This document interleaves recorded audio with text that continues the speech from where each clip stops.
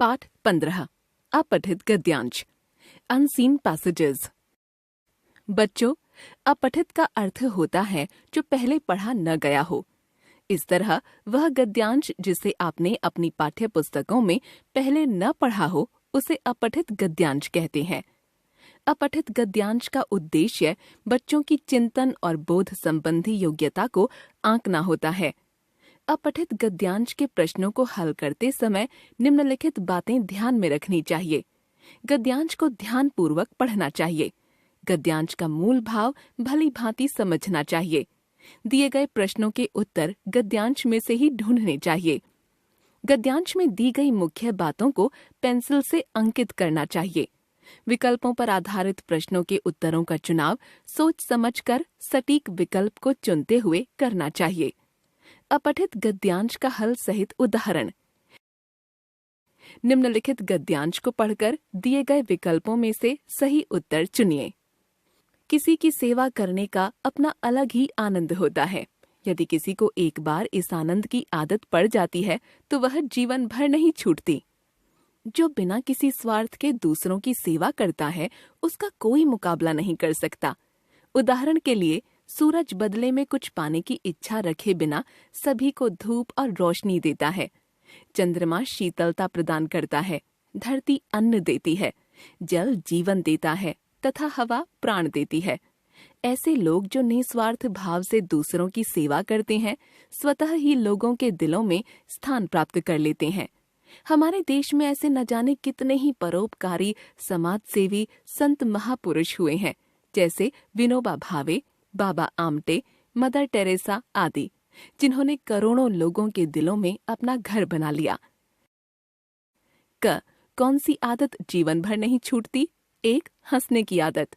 2. झूठ बोलने की आदत। 3. सेवा करने की आदत। 4. घूमने की आदत। किनका कोई मुकाबला नहीं कर सकता? 1. भारतीय क्रिकेट टीम का। 2. निस्वार्थ भाव से दूसरों की सेवा करने वालों का। 3. दान करने वालों का। 4. दूसरों को परेशान करने वालों का। धरती प्रदान करती है। 1. अन्न। 2. शीतलता। 3. प्राण। 4. धूप। लोगों के दिलों में स्वतः ही स्थान प्राप्त कर लेते हैं। 1. स्वार्थी लोग। 2. अमीर लोग। 3. दयालु लोग। 4. निस्वार्थ भाव से दूसरों की सेवा करने वाले लोग। बाबा आमटे थे। 1. समाजसेवी। 2. प्रसिद्ध साहित्यकार। 3. व्यवसायी। 4. नेता। उत्तर 3, ख 2, ग 1, घ 4, 1। गद्यांश पढ़कर नीचे दिए गए प्रश्नों के उत्तर दीजिए। महान गणितज्ञ यूक्लिड बहुत सरल स्वभाव के थे। जब भी कोई उनके पास किसी तरह की जानकारी लेने आता तो वे उत्साहपूर्वक उसे सब कुछ बताते थे। इससे उन्हें संतोष मिलता था। एक दिन यूक्लिड से एक लड़के ने ज्यामिति पढ़ाने का आग्रह किया।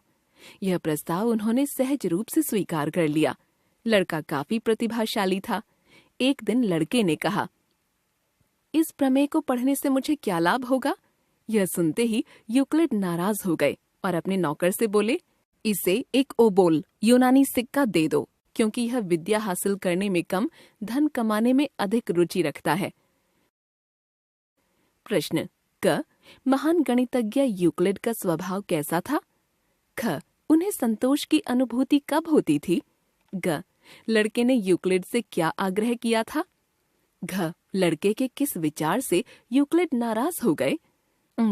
कम तथा हानि के विलोम शब्द गद्यांश में से ढूंढिए। उत्तर महान गणितज्ञ यूक्लिड का स्वभाव बहुत सरल था। दूसरों को कोई जानकारी देने में उन्हें संतोष की अनुभूति होती थी। लड़के ने यूक्लिड से ज्यामिति पढ़ाने का आग्रह किया था।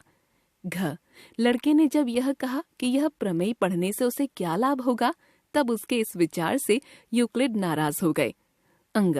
कम, अधिक, हानि, लाभ।